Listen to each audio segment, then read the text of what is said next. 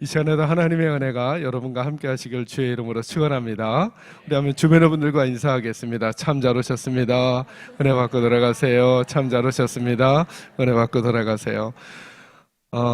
제가 우리 정 목사님 설교 가끔 유튜브로 듣거든요. 그러니까 저보다 훨씬 나아요. 저보다 훨씬 나으시니까 제가 어제도 말씀드렸지만 저랑 말씀 나눌 때 큰 기대하지 마세요. 그냥 편안한 마음으로 저분은 어떤가 하는 정도로만 들으셔도 되고요. 너무 막 은혜 받으시려고 달려드시면 제가 좀 부담스러워요. 네. 어차피 작년 봄에 오신 목사님도 여러분 못 바꾸셨고 그 전에 오셨던 목사님도 못 바꾸셨는데 제가 여러분을 바꿀 수 있으리라는 생각은 꿈에도 하지 마시고 즐거운 추억을 남기는 자리다. 이제 그 여행이 오늘이 세 번째고요. 내일과 내일 오후로 하면 마지막 여행을 마무리하게 되실 거예요. 바라기는 시간이 지난 다음에도 제가 부흥회나 말씀 집회를 초청받아서 갈 때마다 여러분에게 조금 위로를 드리자면 제가 이래봬도 기도원 같은 데서도 집회로 초청을 받아요. 뭐 이 정도면 놀래 주셔야 우리가 좀 케미가 맞는 건데 그런데 그럴 때마다 제가 늘 하는 생각이 있어요. 그 생각이 뭐냐 하면 어떤 화려한 것을 만들어내기보다 여러분에게 잘 지워지지 않을 만한 마음속에 믿음의 기초를 좀 다져드리고 그리고 그 교회 목사님과 그리고 그들이 만날 목회자들과 함께 거기에 멋지고 아름다운 믿음의 집을 지어갈 수 있는 도움을 드렸으면 좋겠다. 이게 제가 하나님 앞에서 기도하면서 바라는 거예요. 그래서 이번에 한북교회 오면서도 제가 여러분에게 그래서 조금 관점을 자꾸 바꿔드리려고 하는 거예요. 관점을. 왜냐하면 관점을 바뀐다는 게 뭐냐 하면 사실은 믿음의 여행을 한다는 게 주님과 함께 믿음의 여행을 한다는 게 뭐냐 하면 오늘 본문의 이야기도 마찬가지예요. 동일한 곳을 보잖아요. 그죠? 가데스 바네아에서 모세가 12명의 정탐꾼을 어디로 보내냐 하면 가나안 땅에 보내요. 근데 참 희한하죠. 대충 뽑은 사람을 보내는 게 아니라 성경을 자세히 읽어보면 12지파 중에서 제일 엘리트들을 뽑아요. 그러니까 제일 엘리트들을 뽑았다는 게 무슨 의미냐 하면 제일 정보를 잘 수집하고 잘 통계를 내고 분석해서 그 안에 있는 내용을 설명해 줄 수 있는 사람 12사람을 뽑았거든요. 이 12사람이 동일한 기간 40일 동안에 동일한 장소를 보고 돌아와요. 그런데 나중에 와서 결과가 어떻게 되냐면 10명하고 12명이 보고하는 보고 내용이 달라져요. 재밌죠? 본 게 똑같아요. 간 곳이 똑같아요. 있었던 시간이 똑같아요. 그런데 왜 달라질까요? 이제 이 문제가 오늘 저와 여러분이 조금 더 고민할 얘기인데요. 어제 그제 나눴던 것과 이어서 좀 말씀을 나누려고 하는 거예요. 그래서 관점을 바꾸는 게 매우 중요해요. 관점만 바꾸잖아요. 힘들었던 일이 쉬워지고요. 미웠던 사람이 미워지지 않고요. 갈 수 없었던 걸 갈 수 있게 되고 가지 못할 곳에 가게 되는 일들이 우리에게 생기는 거예요. 그래서 여러분 제가 이런 이제 몇 가지 관점을 바꾸는 예들을 좀 설명해 드리고 싶은데요. 아까 우리 목사님도 기도하실 때 그랬는데 그런 표현 우리가 교회에서 많이 써요. 말씀을 듣는 목적과 태도를 저희가 관점을 좀 바꾸셔야 돼요. 여러분 예수님께서 우리 사람들의 마음밭이 총 몇 가지 종류가 있다고 말할 수 있다고 하셨어요? 저는 완전 친절한 목사라요. 대부분 답을 먼저 이렇게 알려줘요. 네. 저분이 왜 저렇게 손가락을 하나 이러지 마시고. 자, 몇 가지 마음밭이 있다 그래요? 4가지가 있다 그래요. 첫 번째 마음밭은 어떤 종류예요? 길가와 같은. 두 번째 마음밭은요, 돌짝밭과 같은 마음밭. 세 번째는요, 가시떨기와. 그리고 네 번째는요, 좋은 밭이죠. 그죠? 근데 여러분 잘 생각해 보시면요. 첫 번째, 두 번째, 세 번째 마음밭은 이러저러한 설명이 있지만 결론이 똑같아요. 뭘 맺지 못해요? 열매를 맺지 못해요. 그죠? 그리고 열매를 맺는 밭은 한 밭밖에 없죠. 그러니까 사실은 마음밭은 4종류가 있는 게 아니죠. 딱 2종류 있죠. 어떤 밭과 어떤 밭. 열매를 맺지 못하는 밭과 열매를 맺는 밭이에요. 자, 이제 질문할 테니까 정직하게 대답해 주세요. 여러분 중에 내 마음밭은 길가와 같다라고 생각하는 분 손 들어주세요. 아니면 내 마음밭은 좋은 밭과 같은 밭이다 하시는 분 손 들어주세요. 네, 용기를 내서 한 분이 들어주셨어요. 근데 대부분 손 들지 않아요. 왜냐하면 스스로 겸손하게 생각해서 그럴지도 모르지만 우리 마음엔 어떤 느낌이 있냐면, 맞아, 나는 길가와 같지는 않지만 내가 내 삶을 보니까 30배, 60배, 100배의 열매를 맺어요, 못 맺어요? 어쩌자는 거예요? 손도 안 들어주시고 대답도 안 하시면. 자, 열매를 맺어요, 못 맺어요? 못 맺는 것 같단 말이죠. 그러니까 우리가 어떤 느낌을 가져요? 나는 길가와 같은 마음밭은 아니지만 그래도 또 무슨 밭은 아닌 것 같은 거예요. 좋은 밭 아니니까 어느 정도에 머무르냐면 대부분의 성도님들이, 그래 나는 돌짝밭과 같게, 막 아멘도 하고 막 하는데 뭐 할 것 같은데 좀 잘 못 되는, 혹은 가시떨기와 같은 마음밭이 된다는 거예요. 근데 여러분, 만약에 제가 지금 여러분에게 여쭈었는데 여러분이 만약에 좋은 밭이 아니면 오늘 말씀을 듣고도 열매를 맺을까요, 못 맺을까요? 못 맺어요. 그러면 저는 말씀을 전할 이유도 없고 여러분은 말씀을 들어도 아무 의미가 없는 거죠. 근데 너무 재밌는 게 뭐냐 하면, 예수님께서 그 비유를 주신 상황을 나중에 한번 잘 살펴보셔야 돼요. 이게 마태복음 13장에 나오는 건데요. 마태복음 13장에서 예수님이 하나님 나라 비유를 말씀해 주세요. 그러니까 하나님 나라 비밀을 말씀해 주시는데 그 말씀을 하기 전에 이 이야기를 하셨어요. 이게 무슨 말이냐면, 저와 여러분의 말씀을 자꾸 들어서 좋은 밭이 되어가는 게 아니라는 거예요. 좋은 밭은 지금 결정하는 거라는 거예요. 지금. 항상 말씀을 듣기 전에. 오늘도 마찬가지예요. 이제부터 제가 하나님의 말씀을 전해드릴 텐데 들어보고 판단하는 게 아니라 마음밭을 지금 결정해야 된다는 거예요. 내가 지금 아까 손들어 주신 분들께 너무 감사한데요. 그분들은 결정하셨어요. 목사님, 무슨 말씀을 하시든 저는 좋은 밭 되기로 지금 결정했어요. 그리고 말씀을 들을 거예요. 근데 어떤 분들은 말씀을 듣는 태도가 어떤 게 좋은 거라고 생각하냐 하면 들어보고 판단한다는 거예요. 들어보고. 자, 잘 생각해 보세요. 들어보고 판단하면 누가 판단의 주체가 될까요? 나요? 아니면 하나님이요? 내가 되죠. 자, 믿음의 본질이 뭐라 그랬어요? 누구 생각을 끄집어내고, 내 생각 끄집어내고, 누구 생각을 넣어요? 하나님 생각 넣어야 되는데 하나님의 생각을 누가 판단하려고 하는 거예요? 내가 판단하려고 하니까 이미 그는 좋은 밭 될 수가 없는 거예요. 그래서 듣기는 들어도 보기는 하여도 깨닫지들 못하게 되는 거죠. 왜요? 판단의 주체가 내가 되니까. 그래서 말씀을 듣는 여러분의 관점을 바꾸시는 거예요. 이제부터 저와 이 말씀을 나눴으니까 오늘부터 시작해서 내일, 그리고 내일 오후 예배 때, 그리고 목사님과 함께 새벽 예배, 주일 예배를 드릴 때 말씀드리기 전에 딱 마음을 결정하는 거예요. 나는 무슨 밭이다, 좋은 밭이다 결정하는 거예요. 그러니까 내가 지금까지 열매를 맺었는가 못 맺었는가로 판단하는 게 아니라 그 말씀은 하나님 나라 비밀을 듣기 전에 마음을 결정해 놓으라는 거예요. 그러면 하나님 나라의 비밀이 깨달아지기 시작할 거라는 거예요. 아멘인가요? 그러니까 여러분 마음을 바꾸시는 거예요. 앞으로 관점을 바꾸셔서 좋은 밭은 말씀을 듣고 나서 생기는 결과가 아니라 듣기 전에 결정하는 거다.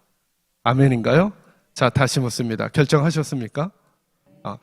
저에게 대답하기 전에 여러분의 마음속으로 하나님, 저 지금 좋은 밭 결정했습니다. 어떤 씨앗이 떨어지든 저는 이것으로 30배, 60배, 100배의 열매가 맺는 마음밭 되기로 결정했습니다. 하나님, 제게 던져만 주십시오. 이 마음이 여러분의 마음밭 되기를 주의 이름으로 축원합니다. 이 관점만 바뀌잖아요. 여러분의 예배가 바뀔 수 있어요. 자, 예배에 대한 관점을 하나 더 바꿔드릴게요. 짓궂은 질문이니까 편안하게 들으시면서 겉으로 대답하셔도 돼요. 근데 잘못 대답하시면 난감해진다 그랬잖아요. 네, 그렇지만 한번 생각으로는 꼭 해보세요. 예배가 드리는 걸까요? 받는 걸까요?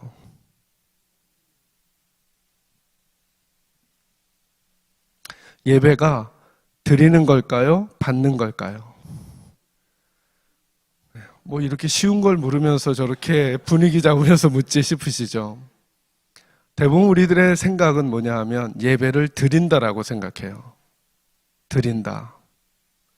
네, 저는 월십이라고 하는 단어가 가지고 있는 단어적 의미를 몰라서도 아니고 그것이 교회 전통으로 어떻게 내려왔는지를 몰라서도 아니고 제가 늘 하나님 앞에서 어떤 관점과 개념을 설명해 가는 방법은 성경은 어떻게 말하고 있는가거든요. 여러분 보셔요. 이제 이 질문에 대한 답을 가져가려면 예배가 우리를 위한 거예요? 하나님을 위한 거예요? 자, 이런 생각 안 해보셨죠? 너무나 당연해서 예배가 하나님을 위한 걸까요? 우리를 위한 걸까요? 다시요. 예배가 하나님에게 필요할까요? 우리에게 필요할까요? 자, 지금 막 웅얼웅얼 하셔가지고 신분을 확실히 드러내지 않으셨어요? 제가 성경에서 발견하는 예배는 이런 모습이에요. 하나님께서 이스라엘 백성들에게 제사 제도를 주셨어요. 그죠? 너희들은 어린 양을 잡아서 내게 제물로 바치라. 자, 질문할 테니까 답하세요. 하나님께서 그들의 제물이 탐나서 그렇게 하셨을까요? 아니면 그들을 위해서 그 방법을 주셨을까요? 그들을 위해서 주셨죠. 맞아요? 맞죠? 그래서 예배의 본형은 누구를 위한 거냐면 하나님을 위한 게 아니에요. 하나님께서 이스라엘 백성들에게 다시 시작할 수 있는 기회, 죄 지은 그들이 죄사함을 받고 새로운 삶을 살아갈 수 있는 기회를 주시고자 하나님께서 허락해 주신 게 예배란 말이죠. 그러니 그 예배는 하나님을 위한 거예요? 우리를 위한 거예요? 근데 우리 많은 성도들이 어떤 관점이 있냐면 주일날 예배 드리러 오면서 내가 하나님을 위해서 지금 한다는 거예요. 그러니까 하나님께 받고자 하는 마음이 강할까요? 드리려는 마음이 강할까요? 드리려는 마음이. 그러니까 드리고 나서 돌아가니까 마음이 뿌듯하죠? 받지도 못했으면서. 근데 여러분, 예배는 본질이 뭐냐면 하나님과의 만남이에요. 그죠? 그런데 성경을 잘 보세요. 하나님과 만난 모든 사람들이 하나님이 그들에게 주셔야만 그 만남이 끝났는지 아니면 사람이 하나님에게 줘야 끝났는지를 잘 보세요. 예를 들어서 제사제도 마찬가지예요. 어린 양을 하나님 앞에 드렸잖아요. 드린 것으로는 예배가 되지 않아요. 하나님이 불로 그 제물을 태우셔야죠. 그래야 그 예배가 돼요. 모세가 하나님을 만나러 시내산에 올라갔잖아요. 모세가 하나님께 드렸나요? 하나님이 모세에게 주셨나요? 하나님이 모세에게 주시는 거예요. 그리고 그때 예배의 기적이 나타나는 거거든요. 오늘 우리들의 예배의 진짜 문제는 뭐냐 하면 드리지 않아서가 아니에요. 받지 않아서예요. 직구준 질문요. 여러분 지난 주일날 하나님께 무엇을 받으셨어요? 라고 물을 때 목사님 저는 하나님께 주일날 이걸 받았습니다 하는 분이 있잖아요. 그러면 그분은 저 예배당 문을 열고 나갈 때 그냥 똑같이 나갈 수가 없어요. 오늘도 마찬가지라니까요. 우리 오늘도 막 찬양하고 기도하고 뭐 예배드리고 말씀 듣고 다 했잖아요. 그러니까 우리가 다 했잖아요. 우리가 한 거 말고 만약에 하나님이 저와 여러분의 머리를 한 번만 쓰다듬어 주시잖아요. 그럼 우리 다 기절해 버려요. 근데 그런 일이 안 일어나는 거야, 우리 예배. 왜 안 일어나는가? 하나님의 사람들이 하나님께 받고자 하는 마음을 간절히 가지고 있지 않아요. 찬양을 하나님께 드리는 것 같죠? 아니죠.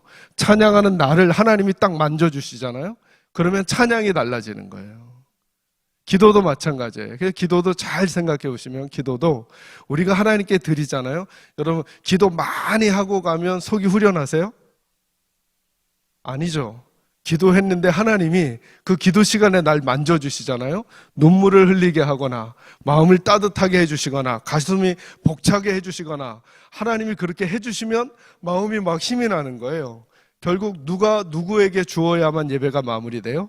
하나님이 우리에게 주셔야만 돼요. 저는 우리 한빛교회의 예배가 그렇게 되기를 주의 이름으로 축원합니다. 여러분 예배의 관점을 바꾸시는 거예요. 그래서 삭개오가 예수님에게 드리는 게 아니에요.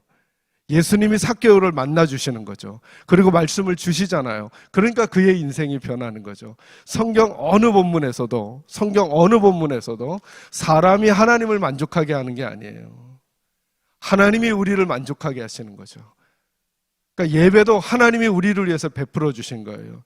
그러니까 우리가 하나님을 위해서 예배를 만든 게 아니고 하나님이 하나님의 백성들을 축복하시고 복되게 하시고 돌이키시고 다시 세우시려고 하나님이 만들어 주신 자리인 거예요. 그러니까 예배당에 안 나오는 건 하나님께 드릴 걸 안 드리는 게 아니라 하나님의 초청을 거부하는 개념인 거죠.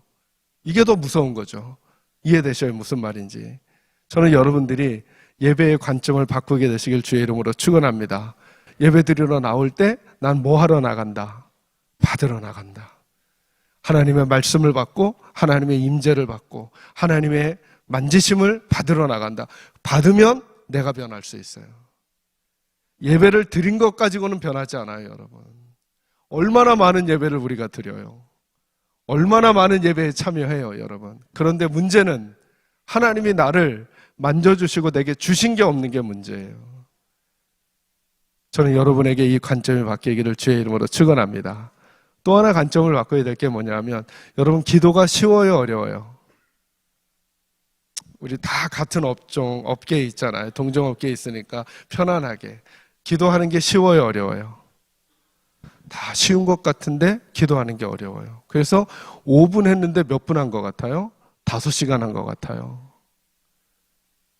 네, 여러분 제가 가지고 있는 기도의 정의는 이거예요. 제가 미국에서 길지 않은 시간을 유학을 했는데요. 3년 정도 이제 유학을 하고 약속된 교회가 있어서 이제 담임 목회를 하러 한국에 들어간 게 2007년이에요. 들어가서 이제 친구 목사님하고 카페에서 커피를 마시는데 그때만 해도 한국은 그 리필 문화가 이렇게 자연스럽지 않았어요. 근데 제가 짧지만 미국 생활을 하다 보니까 커피를 마시거나 아니면 음료수를 마시면 리필하는 게 자연스러우니까 이제 친구 목사님하고 대화를 막 나누다가 커피가 떨어져서 리필해야 되겠다. 이제 제가 혼잣말을 한 거예요. 그랬더니 친구 목사님이 저를 말리는 거예요. 권 목사, 한국은 리필이 안 돼. 리필하더라도 돈이 더 들어. 이러는 거예요. 그래서 제가 뭐라 그랬냐면 물어도 못 봐? 제가 그랬어요. 그리고 제가 사장님을 이렇게 사장님 저 커피가 혹시 리필이 되나요? 제가 여쭤봤더니 사장님이 하시는 말씀이 뭐냐면 아니나 다를까 안 된다는 거예요. 그리고는 한마디를 덧붙이셨어요. 그런데 손님에게는 특별히 한 잔을 드리겠습니다. 이러는 거예요.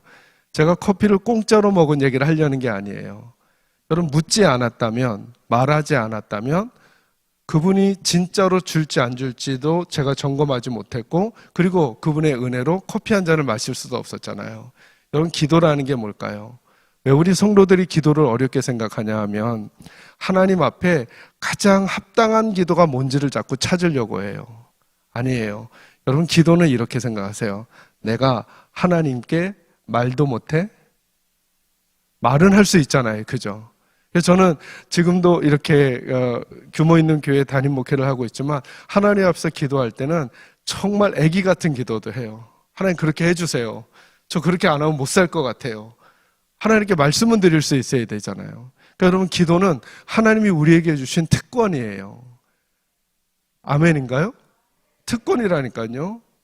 여러분 우리 아이들 봐보세요. 여러분 우리 저희 옆집 애가 저한테 뭘 부탁할 때 예의를 갖출까요? 안 갖출까요? 옆집 애는 완전 갖추죠. 그래도 주나요? 안 주나요? 여러분 잘 줍니까?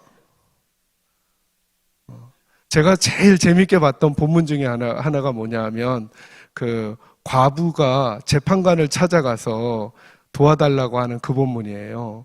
그 본문에 보면 그 재판관은 불의한 재판관이거든요. 자, 불의하다는 게 무슨 뜻이에요? 좋다, 나쁘다. 나쁜 사람인 거예요. 근데 과부가 맨날 찾아가서 도와달라 그러니까 나중에 그 재판관이 도와주잖아요. 그래서 우리는 그 본문을 어떻게 보냐면 끈질기게 하면 불의한 재판관도 들어주니까 그러니까 하나님께 끈질기게 하면 된다는 거예요. 그 본문은 그 얘기가 하는 게 아니에요. 여러분 잘 생각해 보세요. 여러분 우리 장로님이나 권사님 혹시 집사님들 중에 그렇게 하실 분이 있으면 빨리 손 들어주세요. 제가 여러분에게 끈질기게 찾아다니면서 10만 불 달라 그러면 주실 분 손 들어주세요. 한 분도 없으세요? 아니 나쁜 재판관도 누가 손 드셨어요? 누가? 그러니까 제가 한 번 안 가고 끈질기게 갈 거예요. 10만 불 너무 작아서 그런가? 끈질기게 오면 100만 불 주실 분 손 들어주세요. 그럼 여러분은 아마 제가 목사라도 폴리스한테 전화해서 저 고발할 거예요. 그죠? 여러분, 끈질기게 해서 되는 게 아니에요.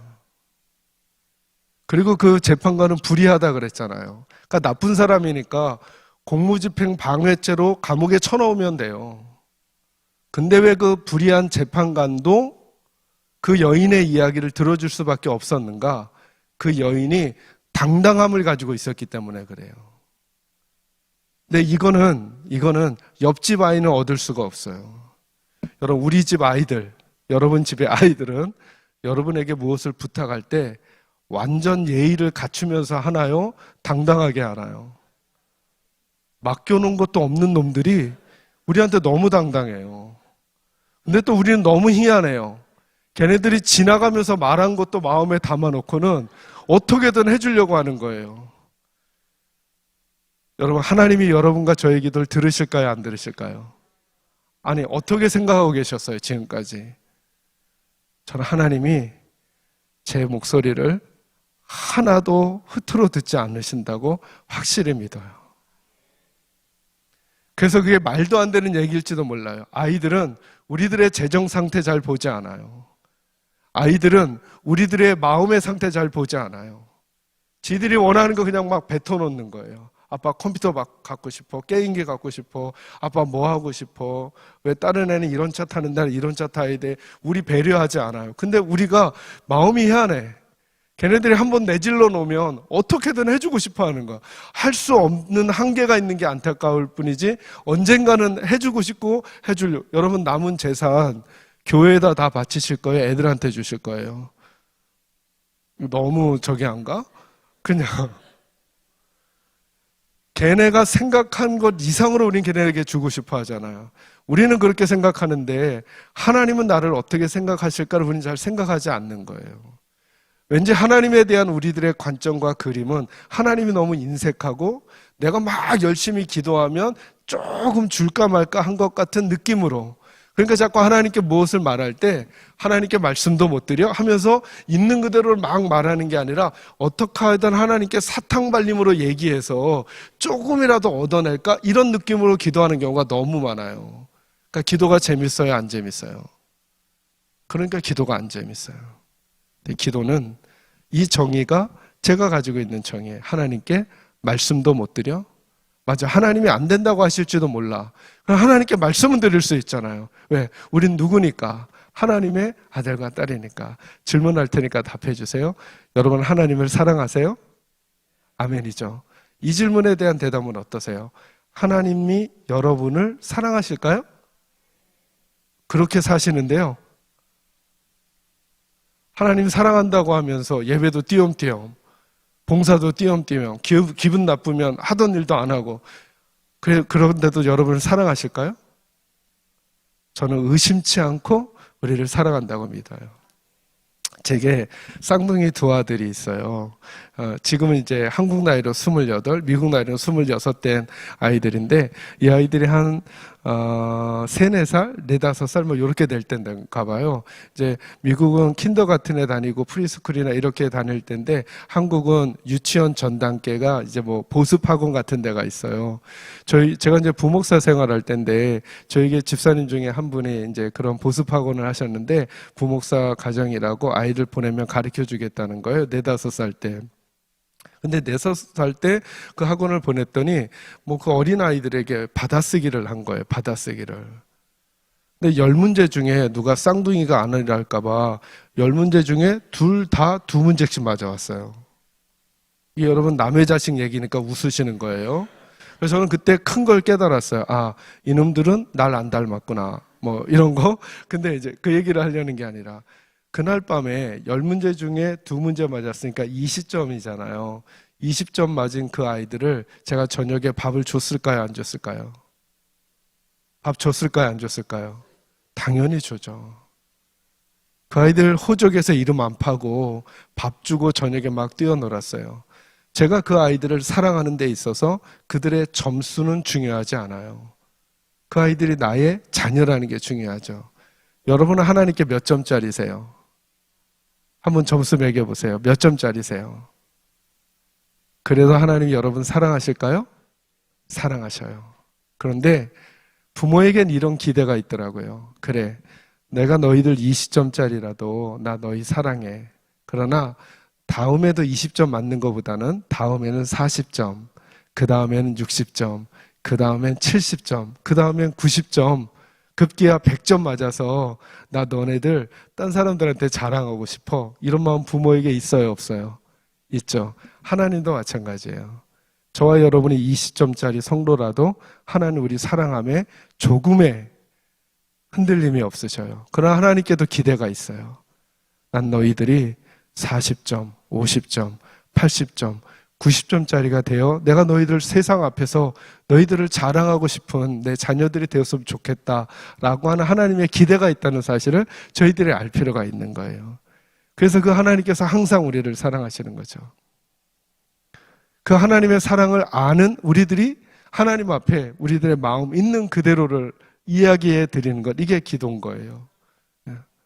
그러니까 기도는 일이 아니라 특권이에요. 하나님의 자녀만이 할 수 있는. 그리고 하나님은 절대로 우리들의 작은 신음도 흐트러 듣지 않는다는 사실을 믿으시는 여러분이 되시기를 주의 이름으로 축원합니다. 한 가지 관점을 더 바꿀 게 뭐냐 하면 복을 받는 방법이에요.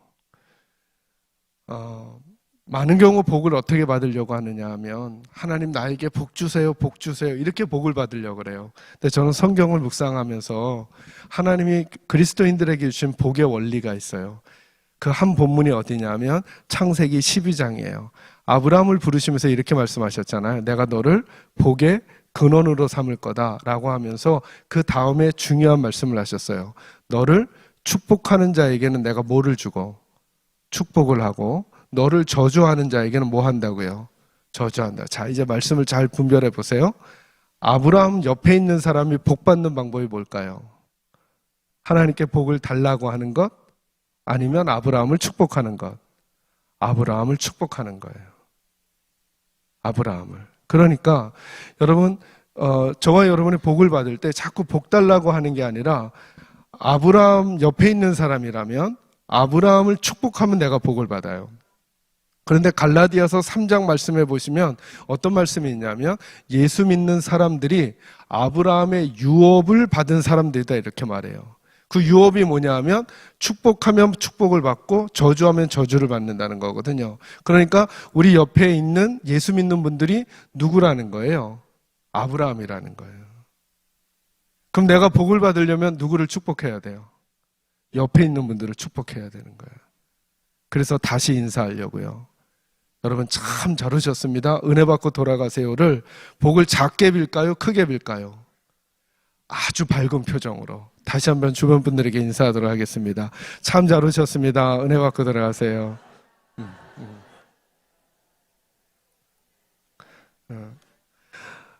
한빛교회는 그렇게 하지 않으셔서 제가 강요할 의도는 전혀 없지만 한번 생각 한번 해보셔요. 일단 제가 그 집회하면서 인상적이었던 게 우리 찬양팀들하고 우리 성가대원들 찬양이 너무 은혜로워. 제가 아까 성가대 찬양할 때 거반 울 뻔했어요. 거반 울 뻔했어요. 꾹꾹 참느라고 애썼어요. 그래서 제가 우리 찬양 인도해 주신 찬양팀하고 우리 성가대한테 한번 박수 한번 해드리면 어떨까 싶어요. 네. 너무 귀한 분들이라고 생각하고요. 너무 은혜로웠어요. 그러니까 저희 교회는 성가대가 찬양을 끝나고 나면 두 가지를 해요. 하나는 아멘을 해요. 왜냐하면 성가대가 찬양을 하는 그것은 성가대만의 찬양이 아니라 하나님 저희 모두의 찬양입니다 라고 하면서 하나님께 아멘으로 화답해 드리고 그리고 성가대를 위해서 박수를 쳐줘요. 예전에 저희 장로교회 전통에서 성가대가 찬양을 하면 아멘하고 하나님께 영광을 돌리는 것으로 끝났잖아요. 근데 제가 창세기 말씀을 묵상하다가 다르게 깨달아졌어요. 여러분 한번 잘 제 말을 들어보세요. 만약에 여러분의 자녀가 이 앞에 나와서 바이올린이나 아니면 노래나 첼로를 연주하는 거예요. 근데 함께하고 있는 성도님들이 얘네가 연주가 끝났는데 박수를 치는 게 좋을까요? 안 치는 게 좋을까요? 아니, 엄마 입장에서, 아빠 입장에서 박수를 쳐도 요렇게 치는 게 좋을까요? 막 치면서 한호성을 질러주는 게 좋을까요? 한호성을 질러주는 게 좋죠. 제게 어느 날 뭐가 깨달아졌냐 하면 이 앞에 나와서 성가를 부르시는 저분들이 누구의 자녀예요? 하나님의 자녀죠. 하나님의 자녀들이 하나님 앞에 찬양을 했는데 앞에 있는 분들이 아멘만 하고 가만히 있는 걸 하나님이 좋아하실까? 아멘 하면서 같이 찬양에 동참하고 막 박수 치면서 하나님의 자녀들을 축복해 주는 걸 하나님이 좋아하실까? 이런 생각이 들었어요. 앞에 게 좋아 보여요? 뒤에 게 좋아 보여요? 제가 설명을 잘못하고 있나요? 네. 앞에 게 좋아 보여요? 뒤에 게 좋아 보여요? 여러분이 안 한다고 굳이 답도 안 할 필요는 없는 거잖아요. 제가 하라는 것도 아니고 그냥 한번 생각해 보자는 거예요.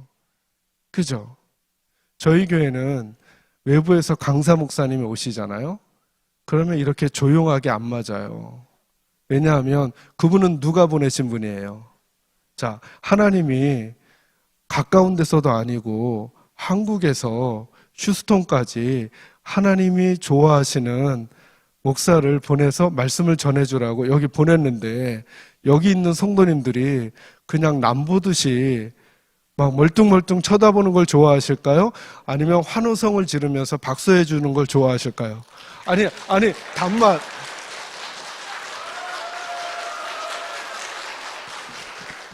이게 원래 어제 이랬어야 되는 거예요. 저는 왜 자꾸 이런 생각을 해보느냐 하면 아버지 하나님의 마음을 생각해 보는 거예요. 아버지 하나님의 마음을. 그죠? 우리 옆에 있는 분들이 하나님의 딸들, 하나님의 아들들이잖아요. 근데 우리들이 그분들을 향해서 차가운 표정을 주는 거예요. 여러분 보셔요. 제가 저희 교회에 주일날 제일 많이 찾아오는 분들이 누구냐 하면 4살, 5살, 6살짜리 아이들이에요. 제 방에 그냥 매너 없이 하여튼 막 문 열고 막 들어와요. 왜냐하면 제가 오는 쪽쪽 비타민을 주거든요. 그러니까 왜 또 비타민을 주냐면 사탕을 주면 엄마들이 싫어해. 애 이빨 썩는다고. 그러면 안 되잖아요. 그래서 비타민 건강에도 좋으면서 걔네 마음도 사는 거죠. 근데 희한한 일이 있어요. 제가 아이들한테 잘해주니까 그 젊은 엄마 아빠들이 저한테 저를 좋아할까요? 싫어할까요?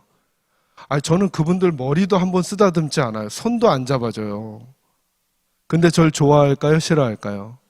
왜 좋아하죠? 내 자식에게 잘하니까. 근데 여러분 보셔요. 제가 그분들에게 매너 있게 대해드리거든요. 제가 완전 매너남처럼 보이잖아요. 완전 매너 있게 대해줘요. 그런데 어느 날 그 집 아이가 지나가는데 제가 꿀밤을 줬어요. 그럼 그 엄마가 절 좋아할까요? 싫어할까요? 아니요. 제가 그분들에게 매너 있게 한다니까요. 절 싫어할까요? 좋아할까요? 왜요? 자기 자녀에게 잘못했으니까. 아버지 하나님의 마음을 잘 생각해 보세요. 여러분들 예배당에 와서 하나님께 잘하려고 해요? 못하려고 해요? 다 잘하려고 하죠. 그런데 다른 집사님에게, 다른 장로님에게, 다른 청년들에게, 학생들에게 만약에 따뜻한 미소를 보이지 않았다면 아까 제가 지금 비유해 드린 것처럼 하나님 보시고 너무 서운하시잖아요. 너는 왜 내 자녀에게 그렇게 하는 거야? 그죠? 그게 아브라함의 복이에요. 그러니까 여러분은 각자가 다 아브라함의 유업을 이어받은 분들이라는 거예요. 그러니까 누구를 만나든 여러분의 표정이 따뜻하고 친절하고 웃어줘야죠. 여러분 박수가 대수예요. 성가대 내려오셔서 너무 잘했으면 나중에 끝날 때 허그라도 해주고 그럼 누가 오버하시면서 좋아하실까요? 하나님이. 야, 나 너 특별히 봤어. 나 봤어. 네가 잘해주는 거. 이해되셔요? 무슨 말인지. 안내하시는 분들이 안내하실 때, 주차하시는 분들이 주차하실 때, 식당에서 음식 만들어주신 분 할 때 매번 맛있을 수는 없잖아요. 그죠? 그렇다고 그때 뭐 정직할 필요가 뭐가 있어요. 네. 그때 저는 표현하는 바, 제가 오늘 먹은 식사 중엔 최고입니다. 왜냐하면 오늘 그게 처음이니까. 네. 그래주면 안 돼요, 여러분. 식당에서 애쓰셔서 하신 분들에게. 찬양 인도한 우리, 저는 오늘 새벽에도 그렇고, 오늘 저녁에도 하신 청년이신가요, 집사님? 네? 마흔임인가? 네. 이런 센스. 제가 40인 줄 몰랐겠어요? 네. 그러나 청년인가요? 청년인 줄 알았어요. 그랬을 때 저분보다 찬양인도 잘하는 분이 한두 분이겠어요? 그럼 말해주면 안 돼요? 오늘 저녁에 제가 들은 찬양 인도 중엔 최고입니다. 네. 하나님, 마치 그런 거잖아요. 제가 저희 교회 자녀들을 엄마 아빠가 못 보는 데서도 이렇게 안아주고 다독거려주고 예뻐해주면 엄마 아빠가 멀리서 보고는 저를 좋아하게 되는 거잖아요. 하나님께 사랑받는 방법이 어렵지 않다니까요. 그런데 참 희한하게 우리가 그 관점을 안 바꿔요. 그리고는 무슨 생각은 항상 갖고 있냐면 난 하나님께는 잘할 거야 라고 하는데 하나님이 어디에 마음 쓰는 줄 몰라요. 여러분, 우리 한빛교회에 새 가족이 한 분 오셨어요. 그러면 여러분 모두가 난리 나셔야죠. 모두가 난리 나셔서 막 그분 막 도와드리려고, 그럼 하나님 얼마나 감동하시겠어요. 근데 제가 조금 걱정이 되기는 해요. 한국에서 여기까지 온 저에게도 그러셨으니까 어떻게 걱정은 돼요. 제가 사실은 우리 지휘하시고 반주하신 분들 너무 박수를, 제가 밑에 내려갔다 다시 올라오는 게 제 컨셉이었거든요. 어떻게 한우성을 찔러주시나. 근데 이미 다 하셔가지고 그걸 못하겠고, 다른 분들에게 한번 그 생각을 해보는 거죠. 또 한 가지 복받는 방법이 뭐냐면, 신약 성경에 보면 마태복음 예수님 그렇게 말씀하셨잖아요. 너희가 어느 도시나 집에 들어가거든 그 가정에 뭐를 빌어주라? 복을 빌어주라. 그리고는 뒤에 말씀하셨어요. 만약에 너희가 빌어준 복이 그 가정과 그곳이 받을만 하면 그대로 거기에 임하고, 만약에 받지 못할 만하면 그 복이 어디로 올 거라고요? 우리에게 돌아올 거라니까. 그러니까 남을 위하여 복을 빌 때 작게 빌까요? 크게 빌까요? 여러분, 투자의 원칙을 아시는 거죠? 네. 왜냐하면 여러분, 이게 얼마나 복이에요. 내가 누군가를 축복했는데 그 축복대로 그 가정이나 그 사람이 된다면 이건 너무나 놀라운 일이잖아요. 그러니까 크게 빌어주는 거예요. 그런데 그걸 그 교회가, 그걸 그 성도가, 그걸 그 가정이 받지 못할 만하면 그게 어디로 올 거라고요? 내게로 올 거니까 복은 크게 빈다, 작게 빈다. 크게 비르는. 이게 복 받는 비결이라는 거예요. 내가 복을 받으려고 하는 게 아니라. 근데 여러분, 생각만 해보세요. 우리 모두가 그런 마음으로 하나님의 사람들을 대해주고 낯선 이들을 대해준다면 얼마나 따뜻한 공간이 될 수 있겠냐는 거예요. 저는 그 관점이 성경에 있다고 생각하는 거예요. 여러분, 성경은 너무나 아름답고 너무나 만나고 너무나 우리를 유익하게 하는 책이거든요. 그래서 제가 오전에 그런 말씀드렸지만 기억하세요? 성경은 마치 뭐와 같다? 자와 같다 그랬죠. 근데 또 한 가지 알려드릴게요. 한번 따라합니다. 성경은 매뉴얼과 같다. 이게 무슨 말이냐면, 제가 어느 날 묵상하고 또 책을 읽으면서 깨닫게 된 게 뭐냐면, 이 땅에 존재하는 물건들을 보니까 저절로 존재한 게 하나도 없어요. 여러분, 이 마이크 누군가가 만들었으니까 존재했겠죠. 그죠? 이 컵 누군가가 만들었으니까 존재했겠죠. 그죠? 그러니까 저는 아무리 합리적으로 이성적으로 논리적으로 생각할래도 우리가 우연히 저절로 생명체가 생겼다는 말이 이해가 잘 안 돼요. 여러분, 존재하는 물건조차도 아주 단순해 보이는 것도, 만약에 제가 이렇게 여러분에게 설명한다고 가정해 보세요. 성도 여러분, 이 마이크가 원래는 없었는데 이렇게 시간이 많이 지나니까 주변에 있던 철들이 모이고 유리 성분들이 모이고 그래서 전선이 되고 피복이 되고 반도체가 되고 그래서 이렇게 만들어졌습니다. 저절로. 이러면 아멘 하실 거예요? 제가 미쳤다고 하실 거예요? 아무도 안 믿죠. 왜요? 우리는 알아요. 이 존재하는 건 누군가가 만들었으니까 존재하다는 거. 여러분, 저희들은요, 이 마이크보다도 얼마나 복잡해요? 이 유리컵보다도 얼마나 복잡해요? 이 단순한 것조차도 누군가가 만들었으니까 존재한다는 걸 아는데, 우리를 누군가가 만들지 않으시고 존재할 수 있다는 건 불가능하죠. 여러분, 우리가 얼마나 섬세해요? 남편이 말꼬리만 올려도 기분이 나빠져요. 물 좀 갖다 줘. 기분이 나빠져요. 물 좀 갖다 줘. 기분이 안 나빠요. 머리가 왜 그래? 기분이 나빠져요. 그죠? 톤만 올려도 기분이, 그렇게 미묘한 우리라는 존재를 그냥 저절로 생겼다라고 하는 건 이해가 되지 않아요. 그래서 저는 하나님이 너무 좋아요. 아, 맞아. 나는 어쩌다가 생긴 존재가 아니라 하나님이 만드신 존재이구나. 또 한 가지가 있어요.